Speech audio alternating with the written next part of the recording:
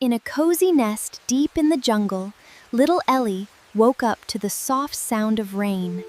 Tap, tap, tippity tap. Ellie wasn't sleepy at all.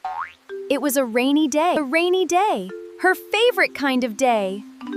Time to get ready. Splash, splash! Ellie's little yellow boots made the biggest splash in the whole jungle.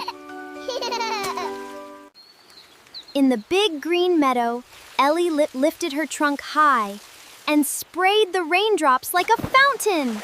Whee! Whoopsie daisy! Ellie slipped and slid right into the mud. She was covered in muddy spots, and she giggled even louder. Mama found her muddy little explorer. Time for bubbles, my love.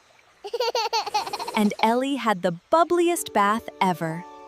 Back in her cozy nest, all clean and sleepy, Mama read Ellie a story about a little elephant's rainy day, and Ellie dreamed of tomorrow's puddles.